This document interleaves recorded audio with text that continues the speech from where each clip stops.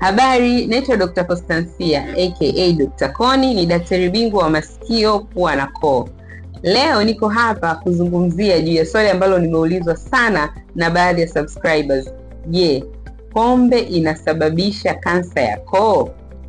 Na kivipi inasababishaje kansa ya koo? Nitajibu maswali hayo yote. Endelea kufuatana nami kwenye account yangu ya YouTube, username Dr. Koni. Lakini kama bado hujasubscribe, please subscribe, sambaza ujumbe kwa ndugu, jamaa na marafiki kwa ajili ya kusambaza elimu juu ya afya ya masikio, pua na koo. Pia unaweza ukaniuliza maswali kwenye namba zangu za WhatsApp 0718 812 108.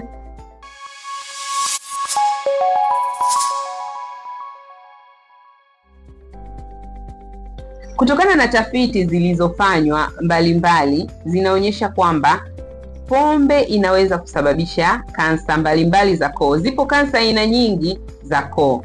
Pombe ni moja ya vitu vinavyoweza kusababisha kansa ya koo, hasa ikichanganywa na uvutaji wa sigara ama tobako ama shisha pia, basi inaweza kusababisha uwezekano wa kupata kansa ya koo kuwa mkubwa zaidi. Sasa inatokeaje? Zipo njia mbalimbali ambazo pombe inaweza ikasababisha mtu kupata kansa ya koo. Njia ya kwanza, katika pombe kuna ingredient ambayo ni carcinogenic. Tukisema carcinogenic maana yake ingredient ambayo moja kwa moja inasababisha kansa inaitwa acetaldehyde.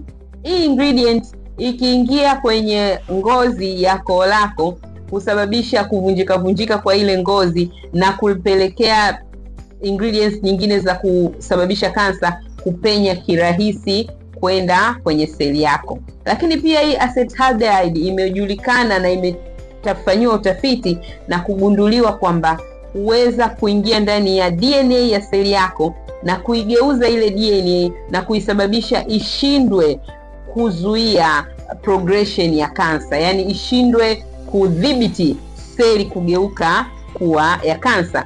Lakini pia unywaji wa pombe mara kwa mara unasababisha irritation kwenye ngozi ya koo, na irritation ikiwa inajirudia katika ile ngozi, manake kuungua kwa ile ngozi, basi ile ngozi inaweza ikabadilika na kugeuka na kutengeneza seli zenye kansa. Lakini pia pombe inaweza kusababisha kansa kwa njia nyingine ya mwisho ambayo ni kushusha immunity.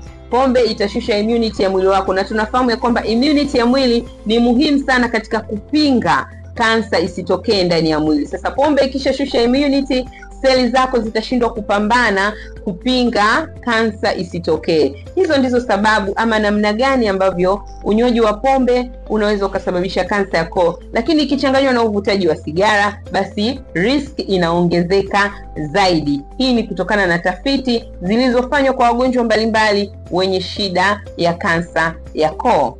Asante kwa kunisikiliza.